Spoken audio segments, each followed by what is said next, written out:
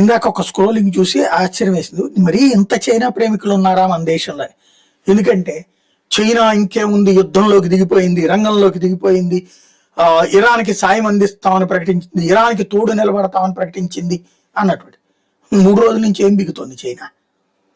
China అమెరికాకి చెప్తుంది, Russia కూడా చెప్తుంది సలహా యుద్ధం ఆపండి అని. రష్యాకి చైనా ఇంతకుముందు చెప్పింది యుద్ధం ఆపమని, రష్యా ఉక్రెయిన్కి చెప్పింది, ఆపిందా యుద్ధం? చైనాకి అతి బిల్డప్, చైనా ఏదో చేసేస్తుంది. చైనా పిచ్చోళ్ళు కాదు, మనకి ఇక్కడ ఉన్న తెక్క అక్కడ ఉండదు. చైనా ఊరుకురికిన యుద్ధానికి వెళ్ళి తన దేశపు అభివృద్ధిని ఆపుకోదు, నాశనం చేసుకోదు. నరేంద్ర మోడీ అయినా జిన్పింగ్ అయినా వాళ్ళ దేశాల క్షేమం గురించి ఆలోచిస్తారు. యుద్ధం ఎప్పుడు ప్రారంభించారన్నది కాదు, ఎప్పుడు ముగించారన్నది మోడీకి తెలుసు. అందుకని పాకిస్తాన్కి తగిన బుద్ధి చెప్పారు, వెంటనే యుద్ధం ఆపేశారు. ఇక్కడ కూర్చున్న కమ్యూనిస్టులు ఏడ్చినటువంటి వాళ్ళు చైనా మరి ఇప్పుడు ఎందుకని సహకరించట్లేదు ఇరాన్కి?